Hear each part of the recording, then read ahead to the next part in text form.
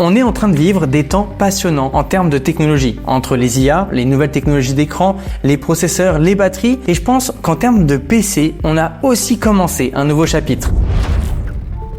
Je pense que tout le monde est d'accord, ça fait des années que tout le monde en a marre des compromis des PC portables. Parce qu'on avait tout le temps le choix entre avoir un PC fin et léger mais avec très peu de puissance, ou sinon avoir la grosse brique avec beaucoup de puissance mais cette fois-ci avec une très mauvaise autonomie et un design qui est difficile à transporter. Dans tous les cas, on était toujours obligé de faire un choix entre ces deux options-là. Avec cette nouvelle génération de PC portables, on a le droit à des produits qui sont fins et légers mais cette fois-ci avec de bonnes performances et surtout une bonne autonomie. Et dans cette vidéo, je vous parle de la première page de ce nouveau chapitre, le Lenovo Yoga Slim 7X.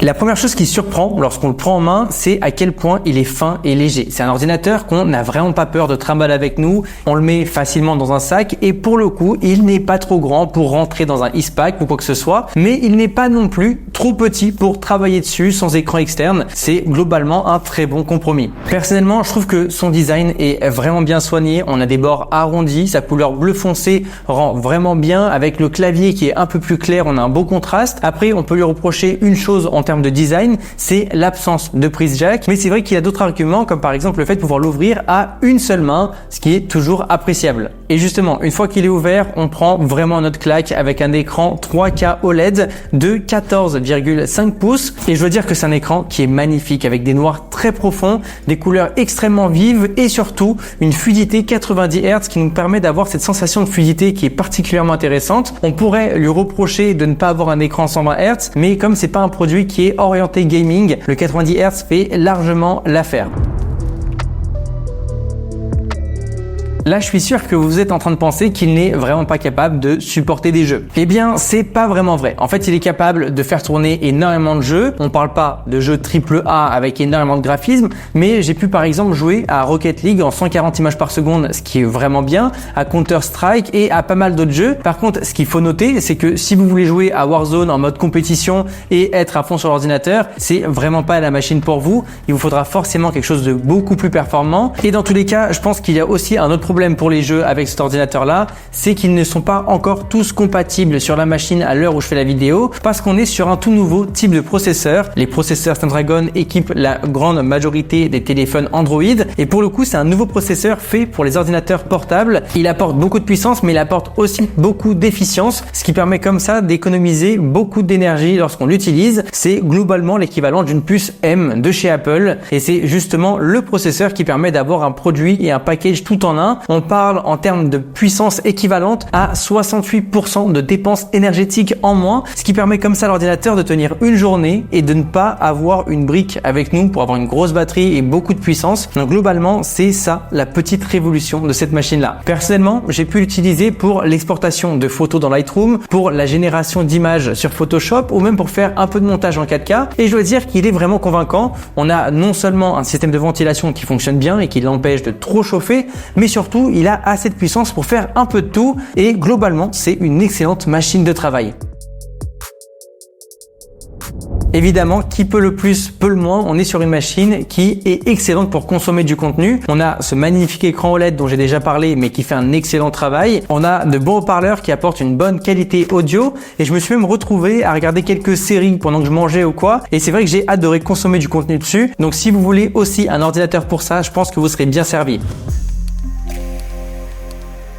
Après, évidemment, tout n'est pas rose avec cet ordinateur. Vu qu'on est sur une nouvelle puce, il y a forcément des problèmes de compatibilité. Et même si j'en ai parlé sur certains jeux, c'est aussi le cas pour certains logiciels. De mon côté, j'ai utilisé la suite Adobe et différents petits logiciels et je n'ai pas rencontré de problème. Mais si vous voulez vous équiper d'un ordinateur avec la puce Snapdragon, vérifiez surtout si votre logiciel de prédilection, si sur quoi vous travaillez, est disponible et est compatible dessus. Il suffit juste de taper le nom de votre logiciel plus Snapdragon X Elite compatibilité et vous trouverez facilement des forums ou des sites qui vont vous dire si votre logiciel et votre nouvelle puce est compatible. Pour ce qui est du clavier et du trackpad, on est sur quelque chose de vraiment bien parce qu'on a un nouveau trackpad qui est plutôt grand. Je suis fan des grands trackpads et je suis vraiment quelqu'un qui adore ça. Et pour le coup, je suis trop content que Lenovo ait mis un trackpad aussi grand que celui-ci. Et pour ce qui est du clavier, c'est un clavier qui est rétroéclairé avec une couleur qui va parfaitement bien avec la couleur de l'ordinateur. Et pour le coup, on réussit à taper super vite. C'est un clavier qui est très agréable et le trackpad est aussi très réactif. Donc l'expérience globale dans la navigation est vraiment bonne. On a ici une petite particularité qui est le bouton Copilot Plus qui permet comme ça d'avoir accès à l'intelligence artificielle de Windows parce que oui, l'IA est maintenant omniprésente sur tous les ordinateurs et elle est aussi sur cet ordinateur là, ce qui permet de faire énormément de choses cool. Après, j'ai pas envie de vous prendre la tête avec toutes les fonctionnalités et le fonctionnement de l'ordinateur de façon générale, mais pour faire vraiment très simple, globalement et historiquement, on a toujours une partie CPU et une partie GPU. La partie CPU serait un peu comme l'écrivain principal d'un livre qui s'assurait que tout est en place et qu'on a toutes les informations. Le GPU serait plus comme l'illustrateur, celui qui donnerait envie de rendre le livre plus beau, plus attrayant. Mais la nouveauté sur cet ordinateur-là, c'est qu'on a maintenant un NPU qui est un peu utilisé comme un éditeur de livre et qui va surtout analyser et améliorer pour que le livre soit le plus pertinent avec les meilleurs contenus possibles. Dans notre cas, le NPU sur l'ordinateur va surtout permettre de gérer les tâches de l'intelligence artificielle, permet de les traiter de façon beaucoup plus simple et surtout en interne pour mieux respecter nos données privées parce que qui dit IA, intelligence artificielle, dit forcément données privées et par rapport à ça, c'est super intéressant d'avoir toutes ces fonctions qui tournent en interne. On peut, comme vous le savez certainement avec l'IA, reformuler nos textes, les traduire, parler avec l'IA, etc. Mais si on veut, grâce à Copilot Plus PC, on va avoir accès à d'autres fonctions beaucoup plus avancées, comme par exemple Co-Creator qui permet de générer des images à partir d'un dessin qu'on sera en train de gribouiller sur Paint. Et l'objectif ici, c'est vraiment de donner vie à nos idées. Et avec des usages comme ça, l'IA va devenir vraiment super intéressante avec le temps. Et c'est vraiment cool de s'équiper d'ordinateurs qui sont déjà capables de faire tout ça. En résumé, le Lenovo Yoga Slim 7X est un ordinateur portable qui est complet et performant. Il est idéal pour toutes les personnes qui cherchent un ordinateur portable puissant et surtout qui permet d'être transporté avec une bonne autonomie et surtout des fonctions d'intelligence artificielle et qui pourra surtout supporter les prochaines avancées d'intelligence artificielle. Je vous ai déjà parlé de cette idée sur ma vidéo de guide d'achat d'iPhone 16, mais le fait de prendre un iPhone 16 aujourd'hui, c'est surtout pour avoir de l'intelligence artificielle sur les prochaines années et aujourd'hui, on est un peu sur la même chose. Le fait de prendre ce produit, c'est aussi, malgré tout ce qu'il apporte, le fait de prendre une certaine sécurité pour avoir tout le temps les fonctions d'intelligence artificielle qui vont arriver avec le temps et du coup on est sur un produit qui va vraiment durer dans le temps. Tout ça a évidemment un prix, on est sur 1599 €, ce qui fait beaucoup d'argent, mais pour moi c'est le concurrent et le remplaçant parfait d'un MacBook Pro pour toutes les personnes qui veulent toutes les qualités d'un Mac mais qui tournent sous Windows, parce que c'est vrai qu'il y a de ça 1 an, 2 ans, 3 ans, on était bien loin de l'expérience des Mac, que ce soit en termes de design, portabilité, autonomie, performance, et pour le coup là on retrouve tout ce que fait le succès du Mac, sauf que c'est sur Windows.